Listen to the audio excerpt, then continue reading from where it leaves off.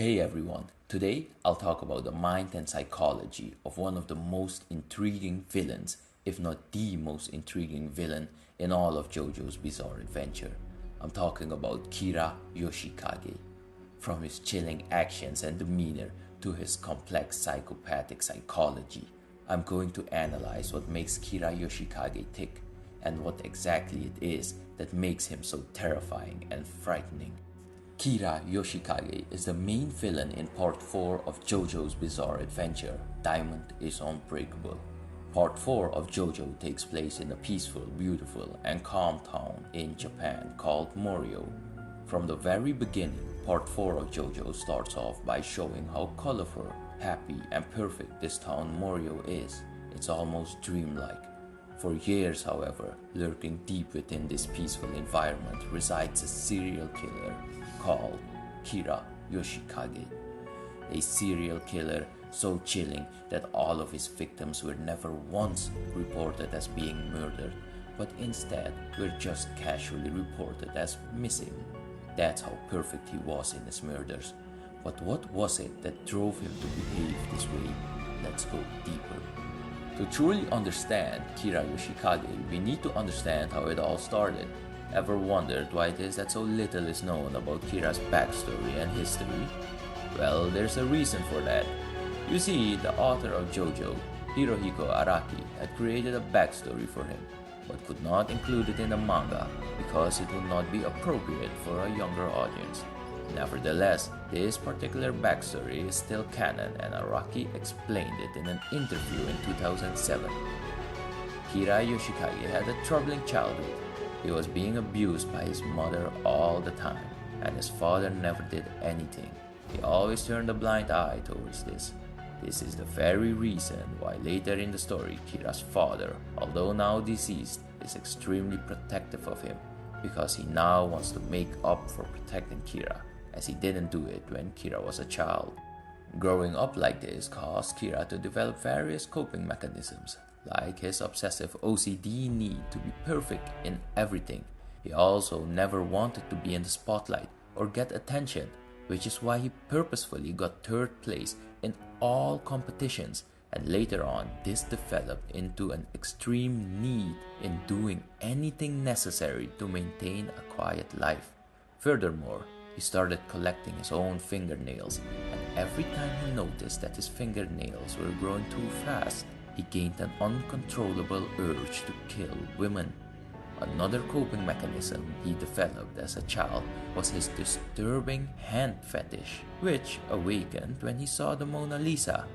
All this is pretty messed up if you think about it, especially when you consider that potentially this all stemmed from the fact that Kira was abused by his mother as a child, which eventually made him develop this urge to murder women.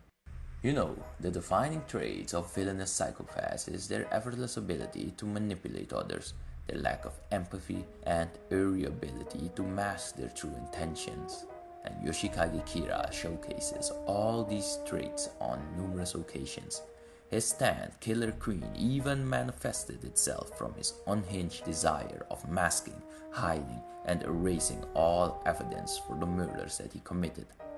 Considering the fact that he murdered his first victim when he was 18 years old and continued murdering women, to then lead a peaceful life where no one even suspected him of anything harmful until he was 30 years of age, is extremely telling of how meticulous and perfect he had been.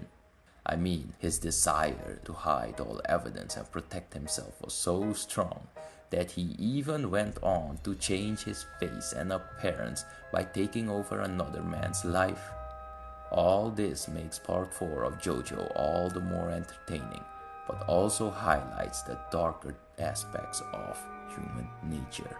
What makes Part 4 of JoJo so entertaining is that in numerous parts, we as the viewers had no idea of how Josuke and the other protagonists would manage to even capture Kira, let alone win against him, especially once he gained his new power after being pierced by the magic arrow for the second time.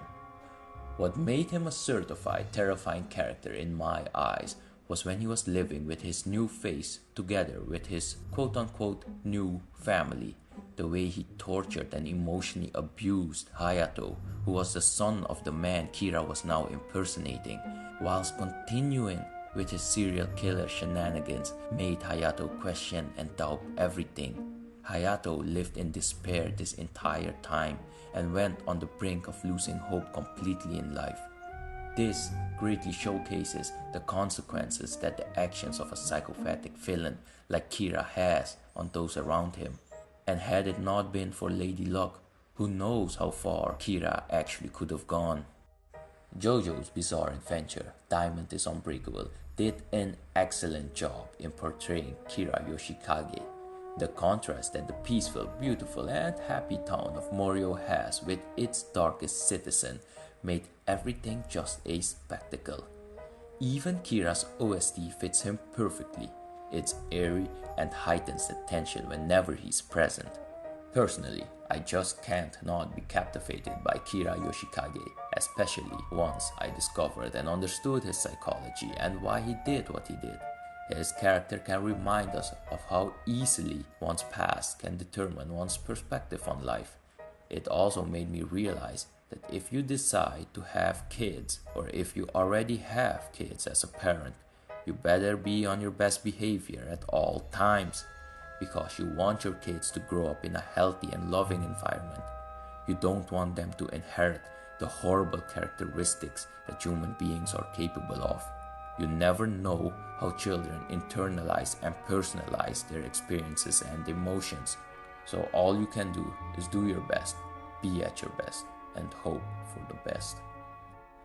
Thanks for joining me today. I went deep into the mind of Kira Yoshikage. If you enjoyed this video, if you found it entertaining, or if you learned something new, hit that like button and feel free to subscribe, because I'll make many more of these types of analysis and you don't want to miss them.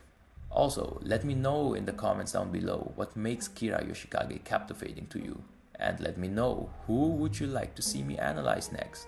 I enjoy making these types of videos and I'll gladly make more of them. Until next time then, I appreciate every single one of you. This is Guru Sensei signing out. Peace.